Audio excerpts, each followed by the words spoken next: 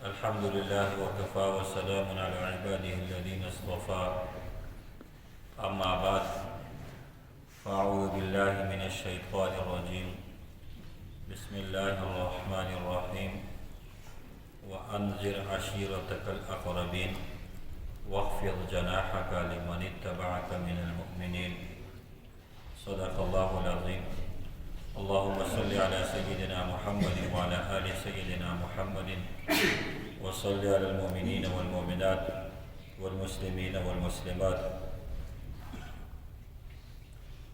د حضور اقدس صلی الله علیه و آله وسلم د سیرت مبارکه نننی درس کې به د نبی علیه الصلاة والسلام د اعلانیه دعوت آغاز داغه متعلق په خبره کیږي. درې کاله نبی علیه الصلاة والسلام د دین دعوت خفیه چلولی او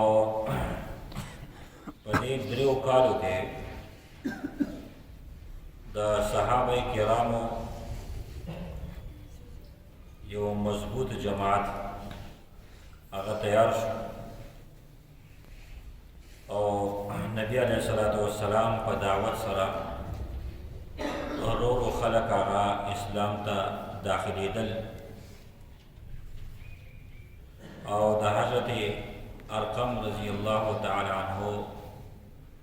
کور چې دا د صفا په خوا کې دی، اوس باب السلام چې په کوم ځای کې دی د هغې ته مخامخ یو استن ده، په دغه ځای کې دا کور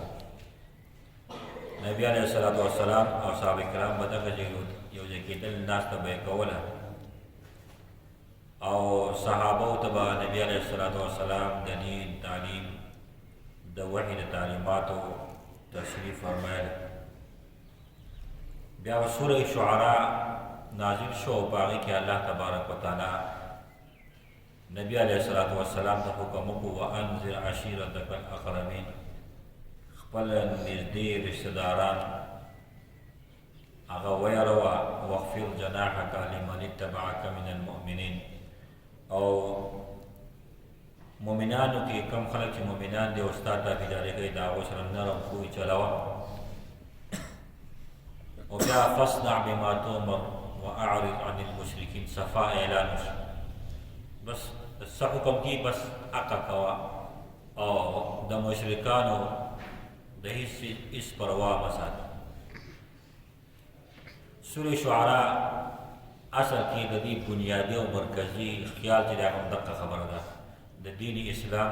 اعلانیه دعوت. ګوره الله پاک د سوره شعراء ساجبه ترتیب فرمایلی، د هغې نه مخکې د موسی علیه السلام واقعه ذکر کړې تفصیلا. دا نبی علیه السلام صحابو د دې خبرې پیشنګویي کولو چې حضرت موسی علیه السلام پیغمبر خپل قوم ته راغلی او دعوت یې ورکړی فرعون ته. د فرعون د طرفه موسی علیه السلام د هغه په قوم باندې کوم مظالم و، کوم تکلیفونه و، بیا د هغو هجرت و، پوره واقعه الله تبارک وتعالی ذکر کړې ده. بیا چې کوم ساحرانو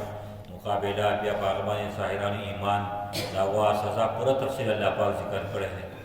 د دې دپاره چې مخکې ته کوم حالت تاسو را روان یا همدغه شانتې وي. او بیا الله پاک یوازې په دې باندې په سوره شعراء کې اکتفا نه ده کړې، بلکې الله پاک د مختلفو انبیاو ذکر هم په دغه صورت کې کړی. دا حضرت موسی صاحب واقعه تفصیلي ذکر ده، او بیا ابراهیم علیه الصلاة والسلام، نوح علیه الصلاة والسلام، هود علیه الصلاة والسلام، صالح علیه السلام، لوط علیه السلام، شعیب علیه الصلاة والسلام، د دو واقعه الله تبارک وتعالی په دې صورتونو کې ذکر کړل. دا سبق ورکوي چې دا مخاطبین په دې خبره پوه شي چې چا د دغه پیغمبرانو تکذیب کړی، د هغو انجام څه. نو الله پاک چې د آیت مبارکه راولېږل،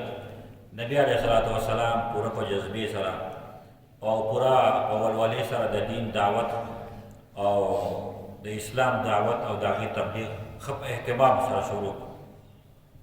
ولتنذر ام القرى ومن حولها، صفا وکړم راځئ چې ته ام القرى والا کوم چې د اطرافو کې خلک دی هغو ته دعوت ورکړي. وما ارسلناک الا کافة للناس بشیرا ونذیرا تمونږ نه لېږلې مګر د خلکو دپاره زیر ورکوونکې یره ورکوونکې هدایتونه ورکه نازل شول. نبي علیه الصلاة والسلام د دین دعوت کوله او اعلاني دعوت شروع د دې 3 کالو پورې مزاحمت هم نه و، بلکې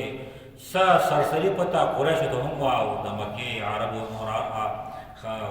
روساو ته هم وه چې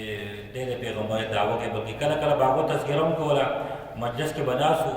نبي علیه السلام به داسې تېرېدو، یو بل ته یې راکړه دا د پیغمبر دعوه کړې ده،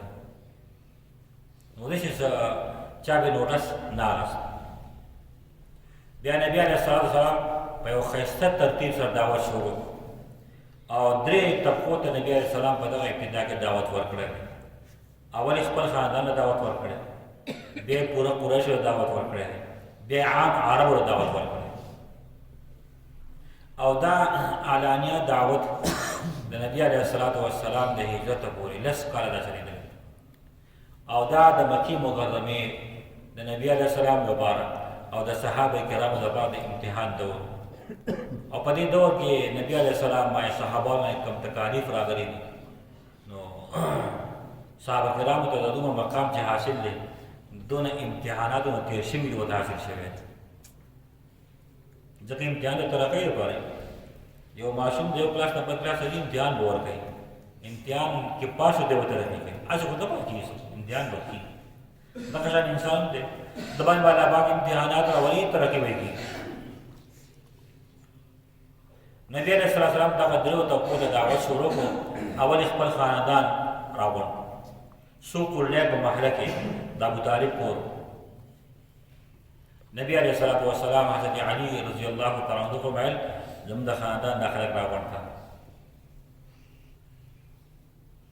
نو بنو هاشم او بنو عبد مناف تقریبا 45 افراد دا راغلل. نبي علیه السلام لږ ډېر غوښه پخه کړه، د دعوت انتظام ولو او یو لوښی د پیالې برابر. چې کله دا دعوت شروع شو، نبي علیه السلام هغه غوښې نه یو خوځ کې وشو کوله په خوله باندې او بیا په هغه لوښي کې کېښوده او حضرت علي ته فرمایل چې اوس یې دوله ورکړه. او بیا چې کله د پیو څښلو ټایم راغی، نبي علیه السلام یو کوټ وکړو، هغه ثابته پیاله ټول پوره شو. نو چې نبي علیه السلام دعوت خلکو وکړو، نبي علیه السلام پاسېد، خبره شروع کوله. ابولهب پاسېد، خبرې مه کوه، بس دا خو جادوګر دی، اوس ګډې وډې وایي. ځکه نبي علیه السلام دعوت شروع کړو چې زه پیغمبر یم د الله پاک د طرف نه تاسو ته راغلی یم. ابولهب پاسېد، بس غلی کښېنې، خبره ختمه، دا جادوګر دی، دومره لږ وړې خوراک دی، دومره کسان وشو، یو پیاله پوی ورو دا جادو دی، د ده به د خوراک هم جادو دی چې د خبر د غوږ کښېني خلک ټول ټیک تربیتول. نبي علیه السلام سبا بیا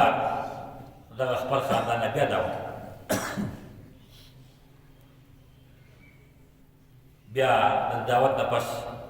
نبی کریم صلی الله علیه وسلم پاسېد او یې فرمایل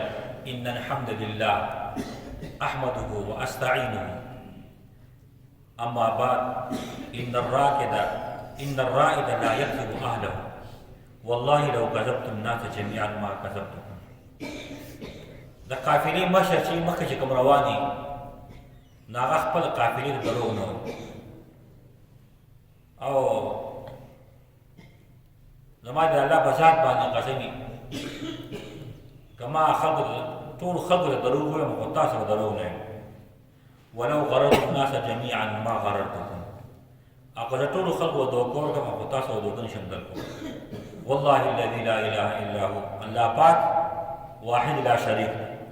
انی رسول الله الیکم خاصة والى الناس کافة، زه خاص کر تاسو ته پیغمبر رالیږلی شیم او ټولو خلکو ته رالیږلی شیم. والله لتموتن کما تنامون ولتبعثن کما تستيقظون. زما دې په الله قسم وي، څنګه چې تاسو مرئ او ویده کېږئ دغه شان دې مرئ به، او څنګه چې د خوبه راپاڅئ داسې به تاسو دوباره د مرګ نه پس بیا راپاڅئ. ولتحاسبن بما تعملون، بیا بساو د اعمال تاسو حساب کتاب کی. ولا تجزون بالاحسان احسانا وبسوء سوءا، چا نیک عمل کړو هغه ته بدله ملاویږي، چا بد عمل کړو دا بدله ته بد ملاویږي. وانها لجنه ابدا او لنار ابدا، یا همیشه جنت ته یا همیشه جهنم. یا بني عبد المطلب، اے دا عبد المطلب الوالد، ما اعلم شابا جاء قومه بافضل مما جئتكم به.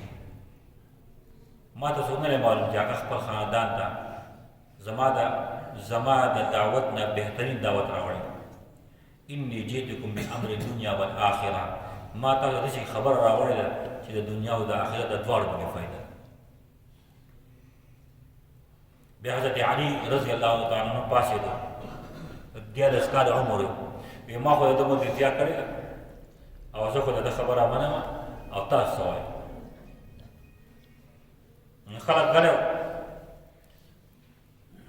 بیا ابو لهب پاسېد، وایي ګوره روغې صحیح خبرې کوه، ګډې وډې مه وایه، دا ستا ترونه دي، تره زامن دي. دا موږ د عربو مقابله نشو کولی، د خپلې خبرې نه قلار شه، که نه به زه ستا لپاره کافي یم. او که چېرې ته دا خو ډېره اسانه خبره ده، که ته د خپل کار نه قلاریږي، دا تمام قریش به په تا باندې راپټ شي او بیا به د خپل خاندان د پاره نه بدتر څوک نه وي. ابو طالب پاسېد، وی چې دا خو ستا د پلار ټول خاندان دی او زه هم د دې خاندان یو فرد یم، نو دا تپوس ته مه کوه چې تاسو زما ملګرتیا کوئ که نه. موږ ته ستا معاونت خوښ دی او ستا دا نصیحت دا د قبلېدو قابل هم دی او ستا خبره هغه رښتینې موږ ګڼو او منې هم. البته ته د خپل دین کار کوه، زه به حمایت کوم، خو طبیعت مې دا نه مني چې د پلار نیکه دین پرېږدم. ابولهب پاسېد، ته ګډې وډې وې، د ټول عربو مقابله موږ نشو کولی، دا به څنګه کېږي؟ نو ابو طالب وویل والله زه به د خپل وراره هر قسم حمایت کوم او څوک چې څه کوي نو کولی شي کوي. دغه مجلس په دې ځای باندې ختم شو. دا د نبي علیه السلام د اعلانیه دعوت اولنۍ طبقه وه. دویمه طبقه هغه قریشو دعوت ورته وویل، فاصدع بما تؤمر واعرض عن المشرکین. عبدالله بن عباس فرمایي چې دا د آیت مبارکه نازل شو، وانذر عشیرتک الاقربین. نو نبی علیه السلام صفا ته وخت، کوی صفا مروه ته مو صفا مروه، اوس د هغې سره څه موجوده ده، اوس خو دو بنده کوي، نو مخکې د خلک به ختو ودېدې پې شوه، اوس په شیشو کې بنده کړې ده. نبی علیه السلام دې صفا ته وخت، اواز وکړو، یا صباحه یا بني فهر یا بني علي یا فلا یا فلا. باقاعده نبی علیه السلام اواز وکړو او دا یا صباحه اواز به د خطرې په ډګه کې چې څه خطره باندې یو سړی بدن ځي د وختو او د هغه ځای نه به اواز کوو، نو خلکو به اهمیت ورکوو چې خاص خبره ده. د صفا د غر خصوصیات مختلف دي، یو پکې دا هم دی. د هغې نه مخکې خو تاسو معلومه ده بیان شوی دی چې صفا مروه د حضرت اسماعیل علیه السلام مور چې وه حضرت هاجره، د هغې د منډې تړلې هغه یو منډه پکې هغې وهلې وه. الله پاک هغه عمل خوښ شو په حج او په عمره کې هغه جاري وساتي. دویم خصوصیت دا دی چې نبي علیه السلام اولنۍ د دین دعوت قریشو له په دې غر باندې ورکړی دی. بل دا چې نبي علیه السلام یې پهرا په دې ځای باندې صفا سره ناست و، ابو جهل راغی نو نبي علیه السلام ته تکلیف ورسو. بل خصوصیت علما دا ذکر کوي چې صفا هغه ډیرکۍ ده چې دې کفارو د دې مطالبه کړې وه چې تخپل رب ته وایا چې د صفا دا غر چې دی دا زموږ دپاره د سرو کې او بل دا چې نبي علیه السلام کله مکه مکرمه فتح کړه نبي علیه السلام د صفا په غر باندې ولاړ نن هغه وخت نن هغه تمام عرب زما مکی والا هغه نن زموږ په رحم و کرم دي خو لا تثریب علیکم اليوم زه تاسو هغه خبره کوم چې کومه یوسف علیه السلام په ورونو ته کړې دا د صفا خصوصیات علماو ذکر کړي بهرحال نبي علیه السلام آواز وکړو آواز چونکې د صادق او د الامین آواز او د خطري آواز یا صباحه باندې نو ټول خلک راغونډ شول او باقاعده نبي علیه السلام بای نیم لکه آوازونه وکړل نو چې کوم سړی وزګار خو راغی چې کوم وزګار نو خپل یو سفیر راولي چې لاړ شي څه مسله ده محمد سوی امین او صادق څه خبره کوي بیا نبی علیه السلام وایي ارأیتکم لو اخبرتکم ان خیلا بالوادی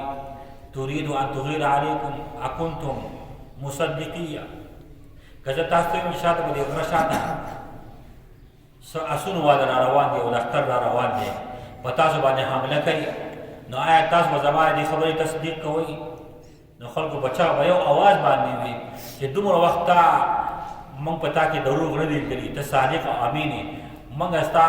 شرافت او دغه مونږ ته معلوم دی نو موږ ستا د خبرې به تصدیق کوو بالکل چې ته ویل بیا فرمایل نبي صلی الله علیه وسلم انی نذیر لکم بین یدی عذاب شدید زه د الله تبارک وتعالی د طرفه تاسو یره درکوږي راغلی یم د سخت عذاب نه مخکې الله پاک یو ګڼئ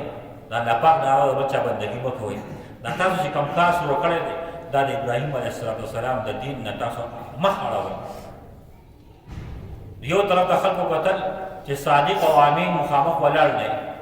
چې ټوله زندګي چا په هغه کې د دروغو ټکی نه دی معلوم کړی چا په هغه باندې اعتراض عیب دی نه لګولی د نبي اسلام شرافت او انسانیت ټولو خلکو ته معلوم نو قریش غلی نه شو بل ته د نبي اسلام کتل تمام قریش د نبي اسلام مخې ته ناست او نبي علیه السلام ورته فرمایل ووایه تاسو به زما دې خبرې تصدیق کوئ که نه کوئ بلکې درې پیرې نبي اسلام تپوس وکړو ابو لهب پاسه تبا لك یا محمد لهذا جماعتنا داسې الفاظ ګستاخي وکړه ګستاخانه الفاظ یې وویل مونږ چې پوښتنه کوي د غرکا داسې محاوره الفاظ تا مو ډېر راغونډ کړو خو دې پاسې پاسې دې غلي وړي وایي دا خبرې به نه اورئ جو خلک یې تیت تربیت تر نبي اسلام آواز وکړو یو قبیلې د قریشو هر قبیلې خاندان د آواز وکړو انقذوا انفسکم من النار ځان به یې پلان کې خاندان ځان به د جهنم د اور نه وساتي ځان د جهنم نه خلاص کړي او بیا فرمایي یا فاطمه انقذي نفسك من النار اے فاطمه زما د زړه ټوکړې خپل ځان به د جهنم نه وساته فاني لا املك لكم من الله شيئا زه به د الله تبارک وتعالى د عذاب نه نشم بچ کولی غیر ان لكم رحما سابلها ببلالها بس دغه زموږ رشته ده زه به د رشتې د تازه کولو کوشش کوم دا یو سبق و د خپل خاندان ته خپل رشتهدارانو ته نبي اسلام ورکوو که زموږ تاسو تعلق واحد په یو خبره باندې وي د الله پاک په دین وایي بس دا یو سبق یې خلکو له بیا د ابولهب په دغه ګستاخۍ باندې الله تبارک وتعالی سوره رحم راوړي تبت یدا ابي لهب وتب ما اغنى عنه ماله وما كسب سيصلى نارا ذات لهب وامراته حمالة الحطب في جيدها حبل من مسد دا پورا صورت چې دی دا د ابولهب په جواب کې الله تبارک وتعالی راوړی دی وایي د نبي علیه السلام شان ته وګورئ قرآن کریم کې د انبیاو واقعات ذکر دي انبیاو خپل جواب پخپله ورکړی دی انبیاو خپل جواب پخپله ورکړی دی نوح علیه السلام ته وایي ته په ګمراهۍ باندې هغې نه لیسه زه ګمراه نه یم هود علیه السلام ته وایي ته خو لیونی یې ته خو مینټل غونډه کې هغې نه زه مینټل نه یم هر پیغمبر خپل جواب پخپله کړی دی واحد حضور اقدس صلی الله علیه وسلم دی د نبی علیه السلام د طرفه جواب الله تبارک وتعالی ډایرکټ کړی قرآن کریم په څو آیتونو کې باندې بهرحال چې کله نبی علیه الصلاة والسلام قریشو دا دعوت ورکو، اولا نبی علیه السلام کوي هغه نفسیاتی مرحله مکمل کړه، د خبرو تصدیق واغس او دا هغه شان مکمل شنو، بیا د فرمایل چې ګوره د الله پاک د عذاب تاسو یو او د نبوت صدا الفاظ مناسب د وخت مناسب نبی علیه الصلاة والسلام د دین دعوت چلول. نو په تمام حاضرینو کې صرف ابو لهب جواب ولا بل چا جواب نه کړی، ولی د نبی صلی الله علیه وسلم الفاظ دي شو، د نبی صلی الله علیه وسلم د خبره طرز تکلم دي شو چې خلک مجبور او خاموش نه، بلکې قریش دا وختم چې مونږه یا اکثر قریش دا خاموش پاتې شو، دا هغه خواهش دا چې دا دې کومې خبرې دا ټیک دي، دا دې چې کومې خبرې دا ټیک دي. هم دا کوی قریش په خصوصیت دا خبره کړې وه چې په ابتدایي اسلام دور کې زیات د قریش خلک مسلمانانو، مخالفت زیات د قریشو مو خو زیات د مسلمانانو. دا دویم طبقه د نبی علیه السلام د دعوت. درېیمه نبی علیه السلام عام عربو دعوت ورکړ. د قریشو نه پس نبی علیه الصلاة والسلام باقاعده په مکه مکرمه کې به ګرځېدو، په اطرافو به ګرځېدو، یو یو کور ته به ځو، چا سره ملاقات به یې کوو، ناسته به یې کوله، د دین دعوت به ورکړو. او په هغه زمانه کې به مېلې لګېدې، درې مېلې مشهورې مېلې وې. دا به د ذوالقعدې او د ذوالحجې په عمر کې د حج نه مخکې لګېدې. یو غټه مېله وه مجنه په نوم باندې، غټه بنډایه به لګېده. دا به د ذوالقعدې د ذوالحجې د میاشتې نه موږ د کومه میاشت وایو ذوالقعدې ته؟ میانه. د دې میاشتې د اول تاریخ نه واره د 20 تاریخ پورې شل بجې دا مېله وه. دې ته به نبي علیه السلام لا په دې کې به ګرځېدو او شاته ابولهب پسې روان و. نبي علیه السلام به خبره کوله، ابولهب وایي دا به دا لیونی دی، دا خبره یقین ونه کوي د پلار نیکه دې نه پرېښودی دی. دویم غټه مېله اوکاز وه، دا به د 20 ذوالقعدې نه واله د 30 ذوالقعدې پورې 10 ورځې به دا وه. نبي علیه السلام هغې ته وتلو، هلته به خلکو دعوت ورکړو، یو پسې به ځو، بل پسې به ځو، چا سره ملاقات کوو، چا سره ملاقات کوو، د دین دعوت به ورکړو. شاته ابولهب به پسې روان او ابولهب وایي چې دا د به خبره یقین ونه کوي، دی ګوره ساحر دی، د ده په خبرو کې اثر دی، دا به جادوګر دی، د ده خبرو کې تاثیر دی، د ده په خبره یقین ونه کوي، د خپل پلار نیکه ځینې پرېښودی دی، په ټوله مکه کې چې ډېره پیدا شوی دی، مونږ یې پرېښودو. زما خو اوس سکور عربي دی، سکور عربي دی، خو زه مخالفت کوم. درېیمه غټه مندهاج وه هغه ذوالحجاج وه. دا بیا د حج د میاشتې د ذوالحجې د یکم د وه د 8 پورې به وه، بیا به د حاجیان حج ته لاړو، حج کړو، مصروفه شو. یو صحابي دی ربیعه بن عباد دی نبي رضی الله تعالی عنه، دی فرمایي چې ما په خپله باندې وکتل، ما له ایمان نه و راوړی، ما خو وروسته ایمان راوړی. د ذوالحجاج مېله وه، یو نوجوان ښایسته نوجوان مې ولیدو او هغه دعوت ورکولو یارې خلکو ته، یا ایها الناس قولوا لا اله الا الله تفلحوا، دا وایي کامیاب به شئ، الله پاک یو وغواړئ. شاته مې یو سړی ولید، غټ غټ ویښته یې وو، تک سپین تک سور سړی و، ښایسته سړی و، اواز به یې کو، وایي دا به زه په خبره یقین ونه کوي، دی به له ګډې وړې وایي، دی ساحر دی، دی جادوګر دی. وایي ما تپوس وکړو چې دا څوک دی؟ وایي دا مخې کوم نوجوان دی، دا محمد دی، ده د پیغمبرۍ دعوه کړله، او دا شاته چې کوم روان دی دا عبدالعزا چې مشهور په ابولهب باندې دی. ابولهب ته ابولهب د دې وجې نه ویل کېږي دی ډېر زیات ښایسته و، د دې مخ نه سم شغلېخه دی، تک سور سپین سړی. نو خلکو ته ابولهب بیا د لمبو پلار مخ نه مې پړق کړ. یا بل روایت کې دي چې نبي علیه السلام مینا ته تلو، مینا کې خلکو به ناسته به یې کوله، یو خیمې ته به تلو، یو ټولګي ته به تلو. یا ایها الناس ان الله عز وجل یامرکم ان تعبدوه ولا تشرکوا به شیئا. دا آواز به کوو چې الله پاک تاسو ته وایي زما بندګي کوئ، زما سره هېڅوک مه شریکوئ. او چې نبي اسلام به پاسېد، ابولهب به لاړ، وایي ده به خبره یقین ونه کوي، دا ګوره د پلار نیکه دین طریقه پرېښودې ده، دا نوی نوی راغلی دی، د پیغمبرۍ دعوه یې کړې ده. بعضې چې کوم سنجیده خلک وو هغو به د نبي علیه صلات والسلام په دې دغه باندې غورم شروع، چا به ایمان راوړ، او انشاءالله مخکې به تفصیل دا شي چې د مدینې باندې خلکو ایمان شروع او هغو بیعت د نبي علیه السلام په لاس باندې په مختلفو کارونو کې کړی. یو روایت کې دا دی چې یو صحابي فرمایي یو پیره یو اوکاژ مېلې ته تللی وم، یو نوجوان اواز کو خلکو دې خبره کوله شاته پسې یو کس به روانو نو کله یې پلاړو ته کلې کله به ته بدې ردې وې کله په خاورو ویشتو نو دا نوجوان به کېناست یو معصومه به راله او هغې به اوبه راغستې وې او د دغه نوجوان مخ به وینځو او په سر به یې اوبه واچولې لاړې به ترې لرې کړې بیا ما تپوس وکړې دا څوک دی وی دا محمد دی دا د الله د دین دعوت ورکوي او دا چې کوم مخالفت کوي دا ابولهب دی بیا هجرت نه پس ما ته پته ولګېده چې دا وړوکی لور چې وه د حضرت رقیه رضی الله تعالی عنها وه بیا چې کله حضرت رقیه وفات شوه که نه نو نبي کریم صلی الله علیه وسلم څه فرمایل دا زما ډېره قابله لور وه او زما د وجې نه ډېر تکلیفونه رسېدلي نبی علیه السلام د دین ابتدایي وخت وګورئ چې نبی علیه السلام په دغه یوازیوالي کې ګرځي یو پسې دي بل پسې دي یو ته خبره کوي بل ته خبره کوي د الله پاک د دین دعوت رسوي د خپل خاندان مخالفت برداشت کوي د تره مخالفت برداشت کوي د الله تبارک وتعالی دین خلکو ته رسوي دا درې طبقې د نبی علیه السلام د اولنۍ د دعوت مرحلې وي نبی اسلام دا دعوت شروع د دې نه موږ ته هدایت دا حاصل شو چې د دین دعوت اول د خپل ذات نه بیا د خپل کور نه بیا د خپل خاندان نه بیا د خپل قوم نه دا د پیغمبر علیه السلام اسلوب دی دا طریقه ده بل نبی علیه السلام امت ته د خپل اواز رسول لپاره ترتیب څومره برابر کړو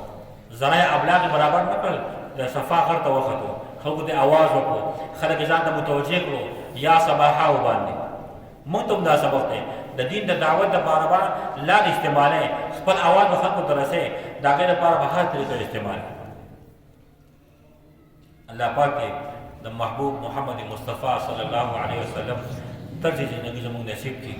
او انشاءالله را روان درس به زموږ هغه نبي علیه السلام ته